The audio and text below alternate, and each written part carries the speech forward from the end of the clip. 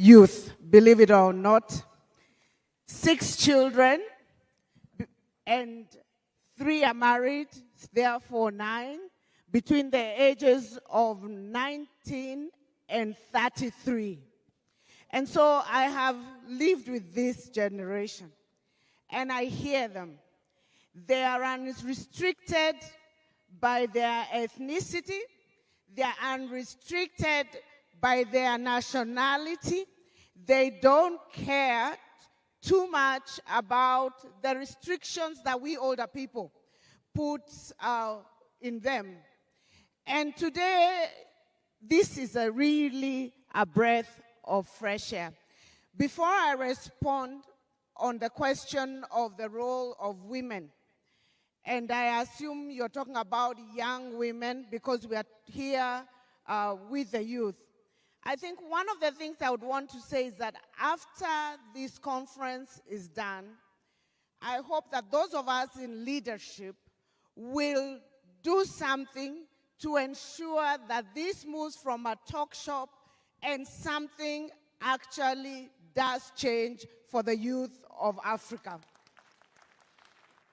The youth of Africa, as you have heard, want clear, porous borders. For the women who are young, they want unrestricted access to opportunities, career opportunities for those who want to work. What does that mean? The restrictions that have traditionally been there, that we saw during COVID, that actually we can work around, we loosen those restrictions to allow young women to have access to work, whether they are working from home because they are young mothers. We expect these young people, especially young women, to still get into the family way. But one of the restrictions for young women to move up their career paths is that when they get into the situation where they have children, there are restrictions to how far you can go to work. The opportunity may be in Rwanda, for example, but you can't move from Kenya. It may be in Kisumu, but you are living in Kirinyaga.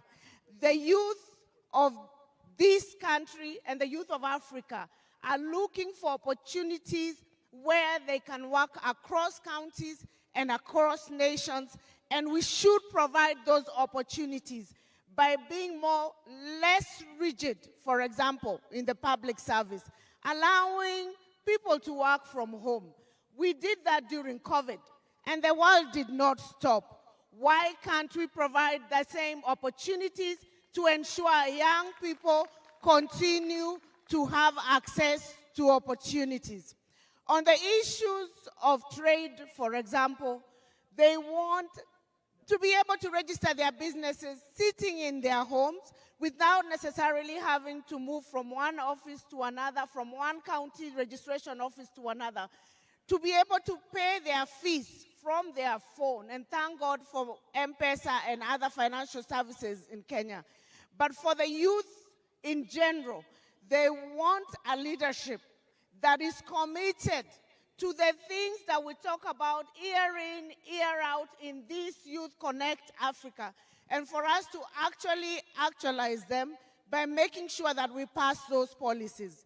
As a Council of Governors, we are working on a youth and integration policy that will be mainstreamed throughout all our counties to ensure that we allow movement of young people, be it men or women, to access opportunities through AGPO, to access training through our digital hubs, to access businesses through our procurement processes, and to be able to actually deliver those services and be paid from the comfort of wherever it is they are. Truly porous, truly borderless counties and Africa. Thank you. Thank you, Your Excellency. We will interrupt the program to acknowledge the presence of His Excellency Nskoane Samuel, the Right Honorable Prime Minister of the Kingdom of Lesotho, who has joined us. Your Excellency, if you may rise, and His Excellency is wearing the uniform of the Kenya athletics team. the world beaters in athletics. Thank you, Your Excellency. Let us give him another.